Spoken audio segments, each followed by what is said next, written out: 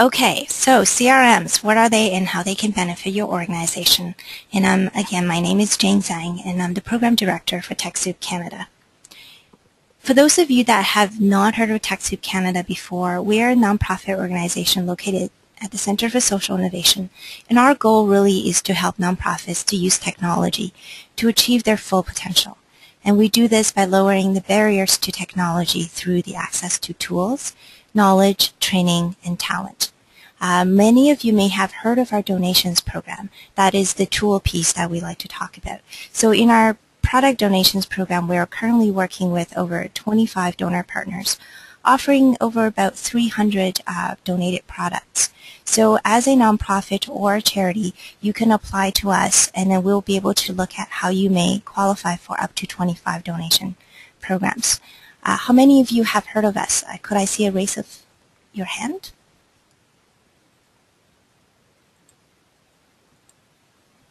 That's great. And then for the knowledge piece, this is part of our knowledge piece. We provide online learning through our online learning center with articles and blogs as well as webinars. We just had a Google Bootcamp here in Toronto, so that's the training piece, and we're currently working on looking at how do we get skilled technology volunteers to help us in the nonprofit sector. Okay. So today's session, we're going to talk about what exactly is a CRM, and then what the difference is between the different CRMs, who are the people that you're trying to track, also what are some of the popular CRMs, and how do you actually go about to plan and choose the best CRM for your organization. Now, as many of you probably are aware, we have so much to do from our day-to-day basis. Most of us are struggling with the volume of information that we're currently dealing with, not to mention the volume of information that we want to track. So when we talk about managing relationships, what exactly are we talking about and how are we currently managing them? There was a survey that was done in 2006 where they asked nonprofit organizations how are they currently managing all of their data. And 58% of the people said they were using Excel. About 52% said they're using Outlook. And 55% said they're writing this information on pen and paper. So what that means is an average organization is probably tracking their information in 3 or 4 different places. And a CRM or a constituent relationship management system is basically a set of processes and supporting technologies used to acquire, retain, and enhance your relationships. So here it's not just the tools or the technology that you use, but also the process, your workflow, and in addition, the people that are actually using them. So when we say constituent relationship management or CRM, what do we mean by constituent? Well, constituents are really everyone that is involved with your organization, with a nonprofit. And that could be a donor, could be someone who gives you money, your funder, a person that volunteers at your events, your members. It could also be your board members. Or if you're a social service type organization or arts organization, the people who benefit from your services, your clients. In addition, it could also be vendors that you work with, people who supply materials or technology to you. And all of your constituents and all of these people are your supporters. They all work together and to help you achieve your organization's mission, or there may be people that benefit from your programs and services. So what does this all mean? This means if you manage your relationships properly, it can help you to build the strength to raise the money, the resources, and the time and advocacy that you may need to carry out your mission. Now, if you think about it this way and go back to what I just mentioned, if you're managing all of this relationship in 4 or 5 different places, then that means the time that you're spending on manually keeping track of these relationships are time that's taken away from growing the relationships and providing direct service. And this, I think, is a real benefit to using a CRM. So some people might say, well, that's great, but if we're already tracking things, what are we actually missing out? If I have an Excel spreadsheet for my donors, if I have an Excel spreadsheet, for example, for my events, and I'm tracking my volunteer in another database, why do I really need to think about CRM, really? Well, if you're tracking your data in vertical silos, or what we call it poor constituent management, it means that your supporters only hear about one aspect of the organization, or you can't actually reach out to all of the potential supporters. Now, if I am a donor and I'm involved in your fundraising effort, and yet all of the communications that you are reaching out to me are through your fundraising campaign, I'm not going to know what your needs are for volunteering. Or I'm not going to know what are some of the great things that you're doing in your events, or some of the real impact that you're having in your community. What I am going to see is just a donation request for donation letter.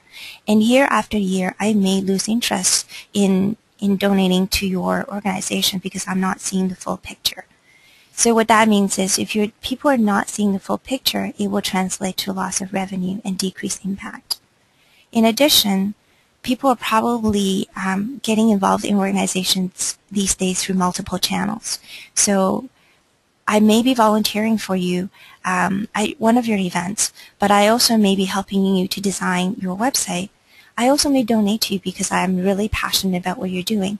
If you're tracking all of your data in different places, and if you're not really looking at how to capture those relationships, how would you know if someone is actually engaged with you on multiple levels? And how would you know who those people are? Because those are the people that will probably be your community champions. The ability to identify these champions could be vital to, again, increase your capacity to be able to carry out your mission. So a lot of people do ask, well, if we say chose the right CRM, does that mean that we can now organize our information really, really well? Does that mean it's the answer and every organization should probably use a CRM? Well, CRM is not a silver bullet solution for any organization. I would say that for a proper implementation, you need to really look at what your current needs are. How are you going to look at it, how you can simplify your existing process, and how do you increase your capacity? There is never really a one-size-fits-all solution. And really, when we talk about technology, it isn't really just about technology. In order for an organization to work really, really well, the organization needs to have the people's buy-in. So everyone that's involved in the organization understanding what the mission of the organization is and knowing what goals they're trying to attain together. Also, what process are these people currently using? How are these processes determined? How are you actually documenting the process? Do you have a way of looking at it or evaluating your process to see if they're effective? And the technology really is there to support the people, the organization, and the process. So if you're going to think about CRMs, because it is a set of processes, it's about the people, and it's about the technology, these three areas are all important. And what are the things you need to think about? Well, what are your organization's programs, organizational needs and program needs? Also, what's your current process? You may have a process that worked really, really well for you manually, but that process might not translate to a proper way of doing it using a technology tool. So in some ways, you may need to look at how you can simplify your process. Also, if your organization is going to grow and you're going to have more people, how are you going to manage all of that? You may have one person that will be able to implement a technology solution and use that solution for your organization. But as you get more people into the organization, and or if that person leaves the organization, how would that knowledge stay within your organization to use the technology? Also, do you have the skill and the time for the people within your organization to use the tool that you have implemented? Let's say you have implemented a really good CRM and it has the ability to track all of your phone calls, all of your emails. It has the ability to map out the relationships of everybody that's ever had an interaction with your organization. But if the people that are supposed to use this tool doesn't have the time, or the skills to use it, then the tool itself will not be able to be effective. And as an organization, have you put aside a budget for either the technology or the people? And the technology here obviously is, have you put together some money to develop the application, but also to maintain the application and to keep it current? Have you put money aside to update your website that this application may be linked to? But did you also put money aside for someone to actually produce the content, for someone to enter the data into your application? Data portability is another thing that's really important to think about as well. A lot of people will say, well, there's this free tool, it's working really, really well, so we should be okay right now, right? As an organization grows, your need is going to grow. As an organization grows, your process is going to change. So at some point, you may have to move to a new technology, a new CRM, a more robust one. A lot of these tools out there, it's quite easy to actually put data in. Or even if you think about the people who are using Excel spreadsheets, how easy is it going to be for you to take your data out? So if you need to scale up to a different CRM, how easy is it for you to move data from one system to another? And of course, when we talk about systems, you may use one system to track your email, another system to track your donations. How do they integrate together? And here, when we say CRM, the Constituent Relationship Management Systems, they could be either one system or multiple systems. And if you are going to be using multiple systems, you do want to avoid running into the tracking your data into data silos, and you want to look at how do you actually integrate the different systems so that you know the donation person is the same person as the volunteer that came to one of your events, and how would you then come up with different emails, targeted emails, so that the person who volunteers with you and donates to you will get a thank you for volunteering and past donations letter. But someone who may be volunteering with you but have never donated, you may be able to send them a letter, an email within your CRM to say, hey, thank you so much for volunteering at this event. If you really believe in what we do, would you like to donate? And people then feel a real sense of connection with you as opposed to blasting them with a donations letter, a request for volunteer, and possibly, here's an event coming up. Of course, with technology too, with a lot of new technology these days are hosted technologies. They exist in the cloud, which means you don't necessarily have to build them yourself. You don't necessarily have to host it in-house. So would you want something out of the box for you to use, or would you actually want to look at hiring someone to customize a system that sits within your organization's server in-house, and that gives you the maximum amount of control? But really, all of the things I have mentioned comes to one thing. How do you really measure the success of a particular program? And here, we do want you to think about, does that mean success in reaching my organization goal? Is that a success in that 100% of the people within my organization are using this tool? And does that mean it's a success because it really has helped us to automate a lot of our existing manual processes, and at the end of the day, it is a success because this is a technology that's able to grow with us as an organization. So that's enough talk about all these things you need to think about before you think about a CRM. So question is, what are some of the CRMs out there? Well, if you look at CRMs, there are definitely different types of CRMs. A lot of them are kind of have a web focus, which means a lot of the interaction with your constituents are through the website. So these are CRMs that link really, really well with a content management system. So here, these are just selections of some of the popular ones. We can't possibly list all of them here, obviously, because we'll run out of room on this slide. Convio, Democracy in Action, are some of the main popular ones, and they're really, really good at collecting information online. So they will be very, very beneficial if you're trying to run an online campaign. CRM platforms, so Salesforce, some of you may have heard of it, is a hosted service. CRM is an open source CRM, and Sugar CRM is also an open source CRM. These are platforms that can be customized, which means you can actually use them to build applications or service a particular function that may not exist out of the box. These are also systems that are very robust, so they could be scaled from to meet the need of a small organization to a large organization. These are also systems that tend to be very modular. So in Salesforce, for example, you can use the donations module if that's one of the main things that you need as an organization. But as you grow, you may want to use CRMs to track your volunteers. So here in Salesforce.com, you may be able to add a volunteer module to it. CRM is the same thing. You can actually use it to manage your mail, your events, your memberships, your online donations, all in one place.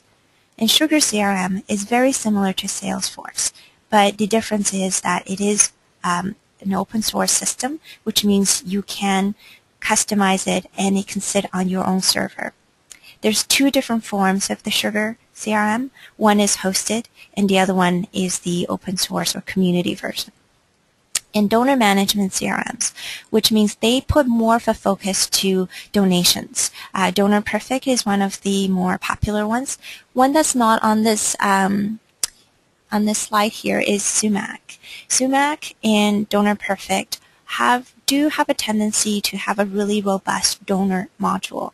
Blackbaud, obviously, Razor's Edge, some of you may use that, is one of the leading donation software out there. They are really good at measuring how you're doing in terms of your donations, but also most of these will integrate really, really well with your financial systems. Some of them will even be able to generate your donation receipts within the program itself. And of course, when you talk about contacts and communication, one of the key channels that you're probably using to communicate with your constituents is probably through email. Constant Contact, Vertical Response, and GroundSpring are some of the really popular, what we call them, bulk email CRM systems. And what they do is you can come up with different types of people that you want to reach out to. So if you want to, again, come up with an email that can go out to your donor as well as someone who has volunteered with you, Vertical Response will actually be able to do that within the system itself, and it integrates really, really well with other CRM platforms. And events CRMs. So these are really good if you're an arts organization and you're running events online, if you're running festivals. So what they do is they don't just track volunteer hours, but they help you manage the talents, manage the venue, manage a lot of your vendors through the CRM. And then if you have members within your organization, association management CRMs like MemberClicks, Go members are some of the really good ones. There is a Canadian one called the Wild Apricot. That one is really great at managing your memberships. It will automatically help you to renew memberships as well as donations that comes in. And case management is probably more relevant to social service organizations. And here their goal is really to help you manage the clients that you're serving through your programs. Here's my short list, as I've mentioned, of CRMs, popular CRMs on the market.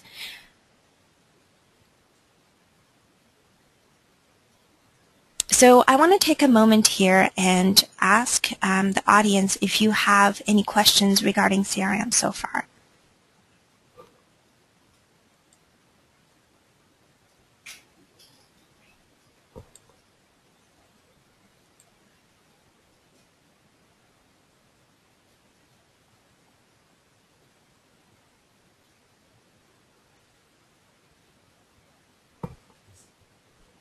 Sorry, just one moment. I'm having slight technical issue at the moment.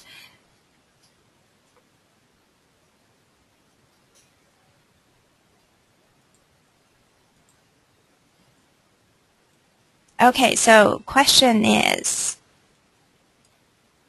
would it be possible to communicate with, no, that one's already answered. I'm sorry. Does Microsoft Dynamics have a focus that fits into this diagram? Yes, Microsoft Dynamics is very similar to the platform CRM that I mentioned, in that it can sit on top of your Microsoft server and you can customize it. I should also mention too that there are different types of Microsoft Dynamics CRM. If you have a server within your organization, and let's say it's a Microsoft server, here in terms of integration, you may want to consider something like Microsoft Dynamics CRM, where it does integrate well with the other Microsoft platforms. And with Microsoft Dynamics, because it is customizable, what that means is you can then use it to develop a module for, say, social services, as well as look at existing modules that you can actually integrate into Dynamics CRM for donation tracking or volunteer tracking.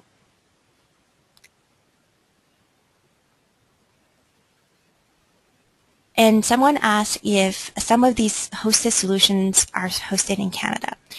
Well, that's an interesting question. I will admit that most of these hosted solutions are not. Well, Apricot is Canadian, and it is a hosted solution.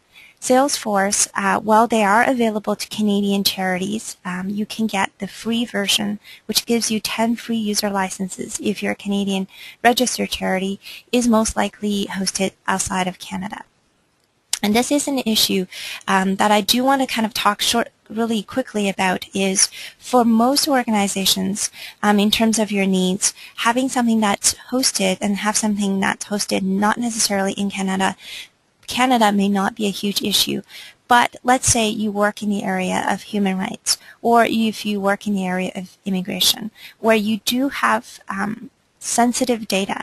And this is where you kind of want to weigh the hosted versus having your own, like on your own server solution, and whether or not you want to look at hosted solutions that's available but is available globally, or do you want a hosted solution that is hosted in Canada. So I would say the factor to consider here is the nature of the work that you do.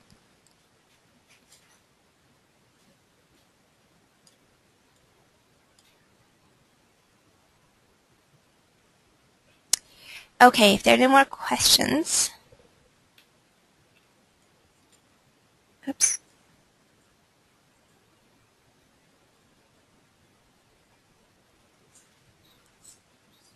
Okay. And for Sumac, I do want to let you guys know that Sumac has 2 different versions as well. Most of the people that are using Sumac are using it on their servers. So you can actually, Sumac is very customizable in that you can have Sumac running on your laptop or on your server, and there's a hosted version for Sumac. With Sumac as well, you can have a free version which allows, I believe, and someone can correct me here, about 250 contacts free. And that's a really good way if you're a small organization and if you're thinking about, well, I'm not sure, I kind of want to try it out. You can start with their free version and then look at how to slowly move over to the enterprise version. And because they have everything that is modular, here you can say, well, right now what's really, really important to our organization is the ability to track our donors. Because everyone has limited capacity, we're going to put that as our priority. We're going to track donors first. You can use their donors module. And once you have integrated the process, then you can say, okay, well, you know what, now we want to move a little bit beyond that. We want to be able to look at our volunteers that are coming to events. Or you may be experiencing that you have more and more events that you want to attract volunteers at. Then you can add the volunteers module. And then later on, you can move on to membership module, etc. So it's very easy, and it allows your staff to be able to learn the system almost in steps as you grow, instead of trying to learn everything at once. So right now, I do want to talk about how do you actually go about thinking of choosing a CRM. We've covered some of the popular CRMs out there. We talked about what some of these CRMs are good at. We talked about the people, the process, and the technology. But at the end of the day, how do you actually go about deciding which one is right for you?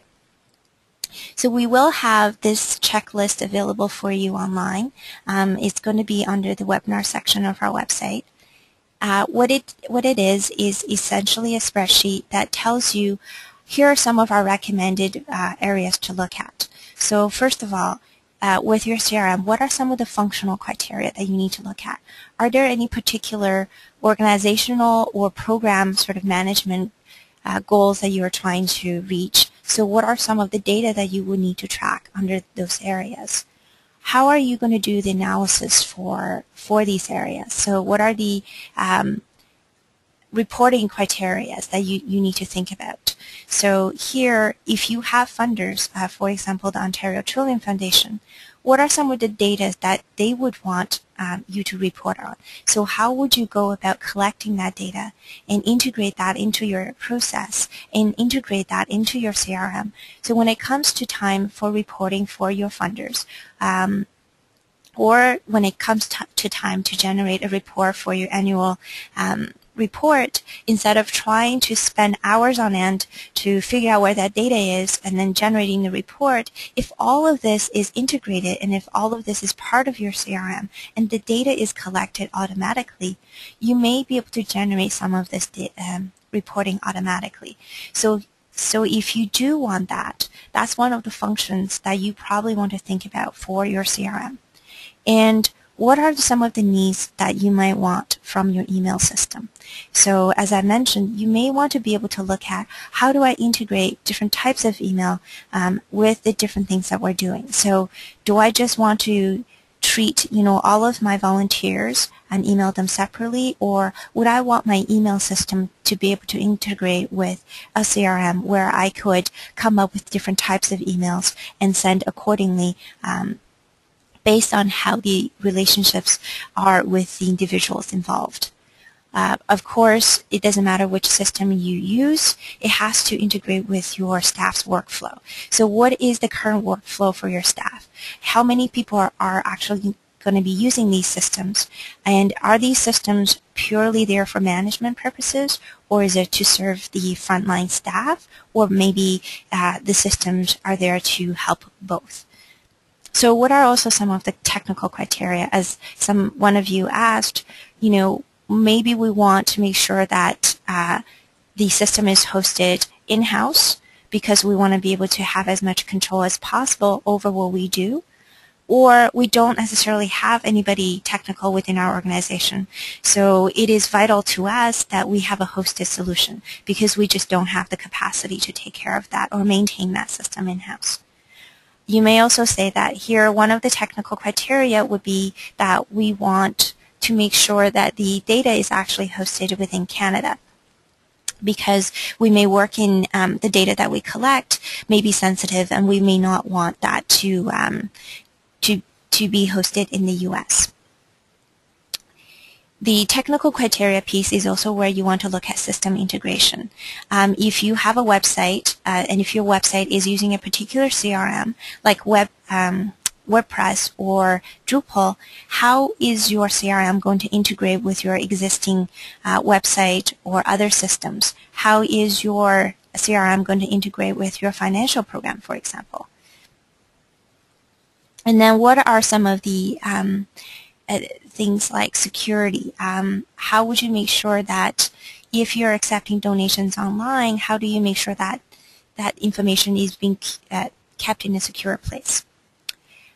In solution provider criteria, so what we mean here is how much support would you get from going to this particular solution? Here, open source versus proprietary, having customer service versus not. So if you go with an open source solution, what's really great about that is you are going to get a lot of support from developers in the open source community. What's great about that is that you have the source code, which means if you have the capacity to do so, and if you have a programmer in-house, they can change the coding and the functionality of the CRM to suit your needs, and then you can actually release that back to the community. And so it can be a benefit, great benefit to the whole community. But with open source, what that means is you may not be able to get the customer support that you need because the application is owned and supported by the community. So there isn't necessarily a particular company that may be able to provide that customer support for you. So if you are going to go with open source solution, one of the things you do want to look at is would the developer or the design company that you have hired to try and help you customize your open source solution, would they be able to provide customer support for you? Would they also be able to provide training for you? It doesn't matter if we're talking about hosted solution, small solution. It doesn't matter if we're talking about a donor program or an email program. Any new program that you integrate into your organization has to be used by staff, which means training is critical. And it doesn't mean the 2 hours that you get from your vendor when you purchase the software, because that 2 hours is training of the staff you have at that particular time. That does not mean take into account of the growth you may have into your organization or even staff turnover. So here, with training, how would you plan ahead and think about, one, is there ongoing training available from this particular solutions provider? Are there online communities that will help me offer peer support, for example? Salesforce does have a very vibrant online community. There are actually Salesforce user groups that have meetups in different locations all the time. So those things are important as well. In addition, how would you work with third-party training companies that may be able to provide ongoing training support for you? And obviously, financial criteria. Here, it's looking at the total cost for your organization over a period of 5 years. So a cloud or hosted service may only be, say, $20 per user per month, which is not really a lot of money if you're a small organization. But over a period of 5 years, you may grow to, say, 20 people in an organization. At $20 per person per month with 20 people, that's a different story. And let's say you grow to 200 at some point. What is that cost going to look like over a five-year period? And what if you have something like a hosted service where you have the cost of the server, you need to take into the account of the cost of the person to implement your solution on the server, as well as the maintenance cost of the server and the person, and the solution ongoing, if this is an in-house solution. But over a five-year period, what is that going to look like? So it's kind of what I like to call it the owning model versus the lease model, right? A lot of the time, a cloud solution is more similar to a leasing model where you are using the service, you are not, but you are paying on a monthly basis for the support and for the upgrades. Whereas if you own the software, a lot of that would be a lot of very big initial commitment, but the ongoing cost might actually be a little bit lower. So here you need to look at which is more suitable for your organization, how much is it going to cost to do the implementation, and then also what are some of the overheads that you may need. In addition, are there other things like backups, disaster recovery that you need to look at, and would you have to pay extra for that? The checklist that we have does actually go into a lot more detail and breaking them down into the individual areas and sub-areas. So I'm not going to take too much time to cover everything here. I do recommend for you guys to download the checklist, and I do want to make a shout out that this is something that was designed by one of our speakers at the Toronto Net Tuesday event that we just had in May, and we want to thank him very much for sharing this with us. So I'm going to pause again and see how everyone is doing and to see if there are any questions.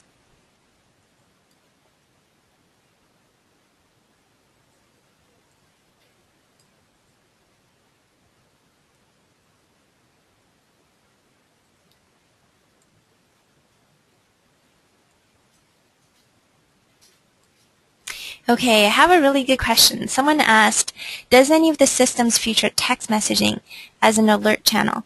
I will freely admit I'm not an expert in all of the systems I've talked about here. I will tell you that in terms of integrating text messaging, Salesforce works with over 300 vendors, which means they are like the most likely to be able to have a partnership with a vendor that will be able to integrate text messaging. Text messaging is tricky in that usually it does require a third party or data provider, something like TELUS or someone else, to be able to allow you to do text messaging. So they do exist, and this is a question that we are more than happy to do a little more research on and get back to you guys after the webinar. And does the provincial privacy legislation apply to nonprofit organizations and therefore CRMs? I would say yes. All of the data that we collect as an organization we're responsible for. And this is something that I do want to talk, and I kind of mentioned that I do want to stress, is when you're considering a CRM, you do need to consider the security and how secure is your data. So there's two different ways of looking at it. If you say go and host your data somewhere, let's say with Salesforce, it is secure in terms of it's secure from theft, physical theft. It will be very hard for someone to break into the Salesforce data warehousing center. But it is not quite as secure in terms of privacy, in terms of accessibility to the information by, say, the U.S. government.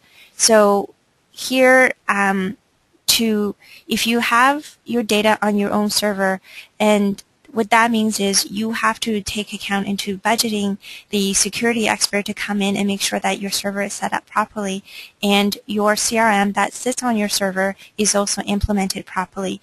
In addition, your server room is secure. So there's different levels of security here that we need to think about, because ultimately privacy is, if you look at risks when it comes to privacy, at least this is my own opinion, it isn't just about what information you can release to the public, what information is available to what parties, but it's also the risk of that information getting out and being stolen away from you. So security and privacy kind of go hand in hand here, and this is something that each organization will have to weigh and look at which is more important to them.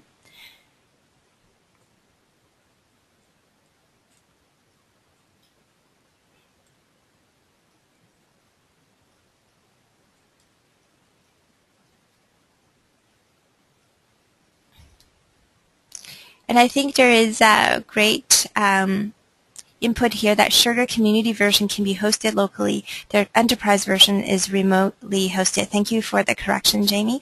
The community version is the open source version, and that is the version that you can customize, and you can put it on your server. But Sugar does have the hosted version. So here, the benefit of looking at something like Sugar versus Salesforce is that Salesforce is pretty much hosted. It's not pretty much hosted. It is hosted. Sugar is very similar to Salesforce. It is their hosted version. It's lower in cost, so they don't charge quite as much per user per month. And you do have the flexibility of looking at whether or not you want to host it locally on your server. And the checklist here will be downloaded from our website. If you go to the webinar section under Learning Center, it will be linked there shortly. Salesforce is currently not available, unfortunately, through TechSoup. However, Salesforce Foundation will provide 10 free user licenses to qualified Canadian registered charities. And I do stress here that this is only available to charities at the moment. Obviously, as TechSoup Canada, we are in conversation with other vendors, including Salesforce, Sumac, and Vertical Response and Constant Contact. So we're always trying to let vendors know the importance of trying to open up their eligibility to both the nonprofit and the charitable sector.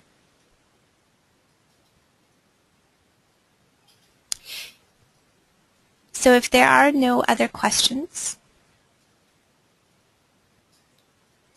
Okay, the range of costs for these products. Oh, thank you very much for bringing that up. I will say that with open source solutions, the cost of getting the software, so Sugar Community version CRM is free. The cost of open source solutions would be in the customization. So if you have done an analysis of what your functional needs are for your organization, and then you take a look at the out-of-the-box availability of some of these open source solutions out there, if they meet most of your needs, it would be very low cost to customize. You can easily customize under $10,000. Same thing goes with the hosted solutions.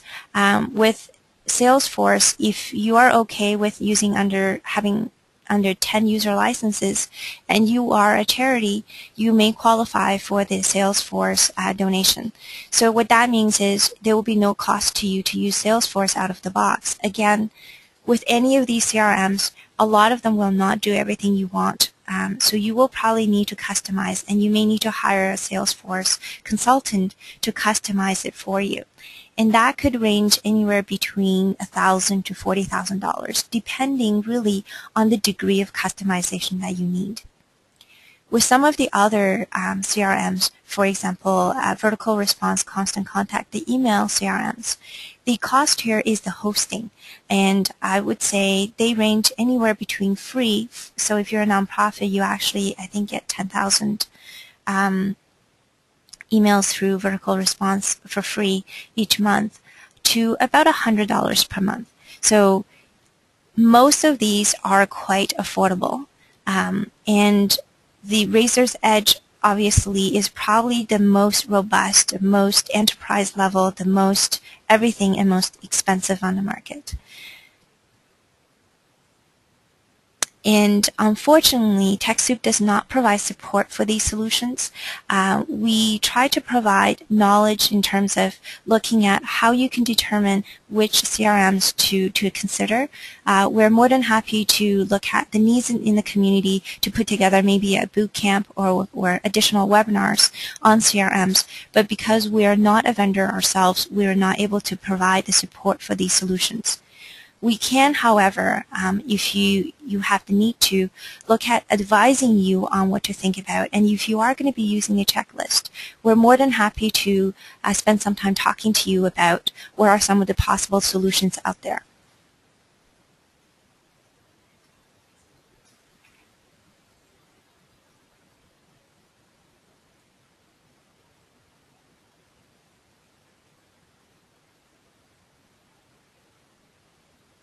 And I do want to add on to the privacy question that someone asked earlier. With privacy, the information that you're keeping, so a lot of the time your donors and your funders may actually ask you where the information, their private information, is being kept. So this is something that you should think about, and it may be something that you should disclose.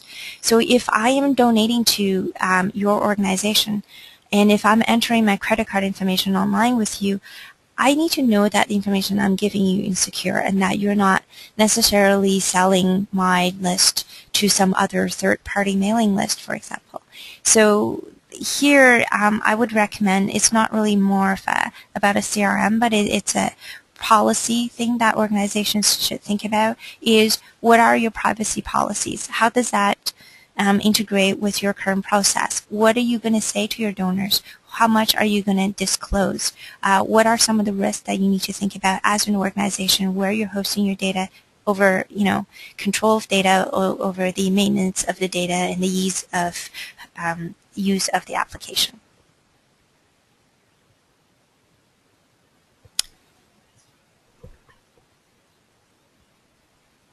Oh wow, questions are just coming in.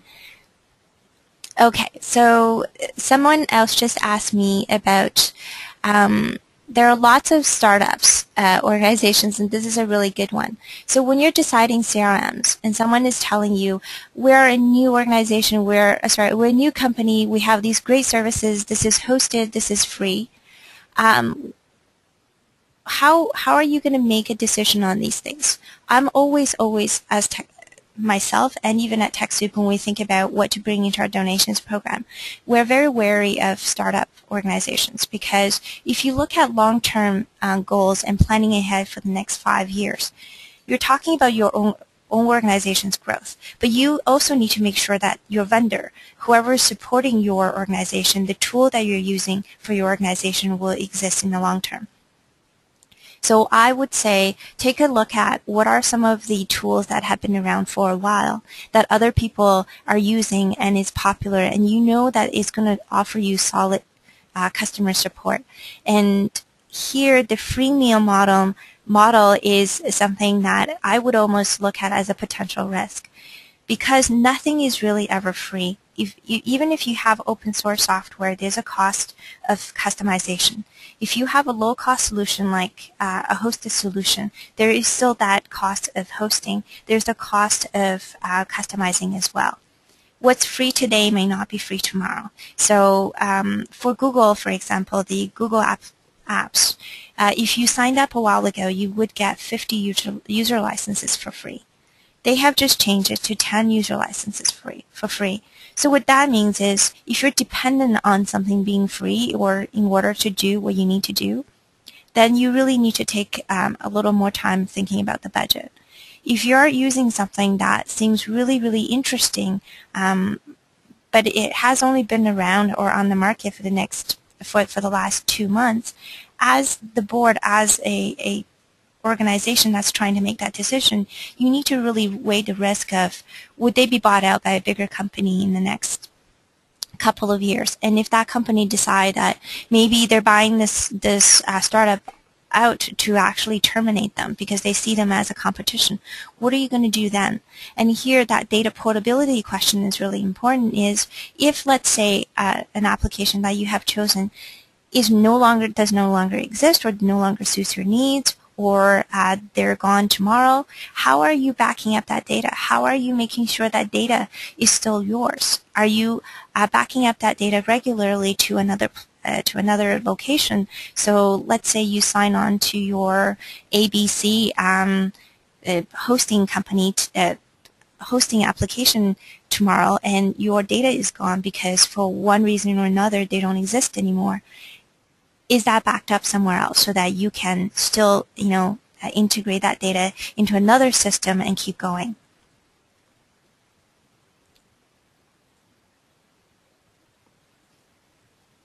In the open source solutions, are there any donor-based systems developed and available for others to utilize?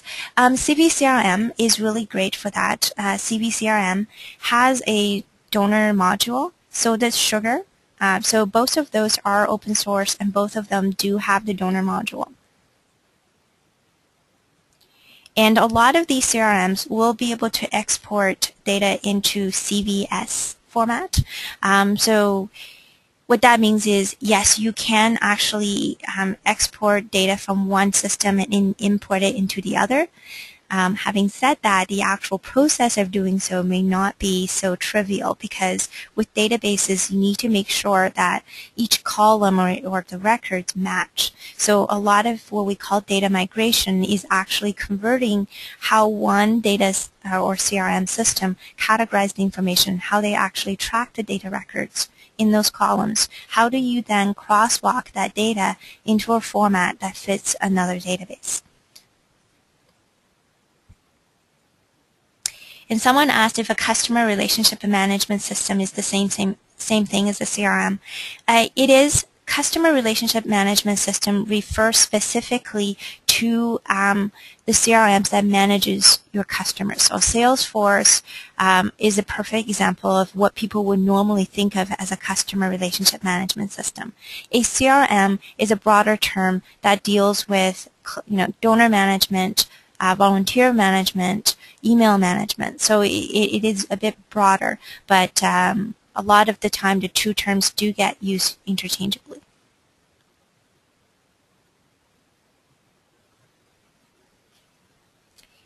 And with privacy laws, I think that is something that I do feel that there are quite a few people asking the question about privacy. So if it's okay with everyone involved here on the webinar for us to take that offline, we're going to try and do a little bit of more research on our part and email you guys our findings, if that's okay with everyone.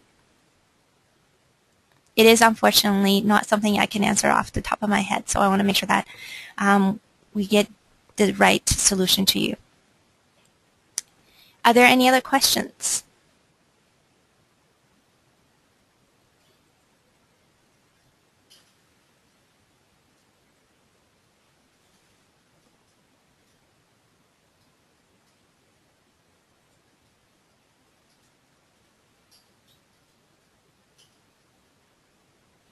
Okay, so in summary, I just want to say that we covered a little bit of what CRMs are, the benefits of having CRMs, the downsides to making sure it's not having the proper CRM implemented, and the importance of making sure that you have staff buy-in, you have mapped out your processes and looked at how technology, people, and process can support your organization when choosing any types of tools for your organization.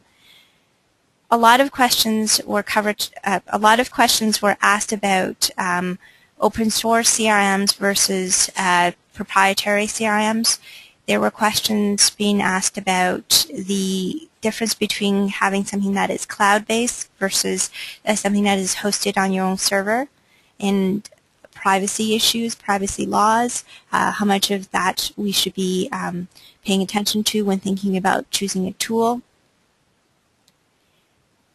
And the clarification I do want to make about cloud computing is that this is something that is being talked about a lot, and we will address in our cloud computing events. When things are hosted not within your organization, it is really important to think about where they're actually hosted. Most of the hosting service out there, because of the nature of where server farms are located in the world, are probably going to be hosted in the US. So as an organization, if you are sensitive about where your data is hosted, you do want to be sensitive about whether or not you want to choose cloud computing as a solution, period.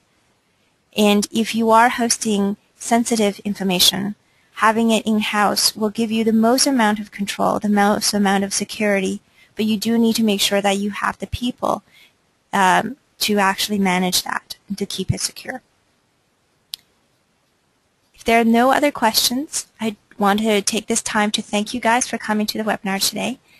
And we will provide the slide available on the website as well as a recording of this webinar.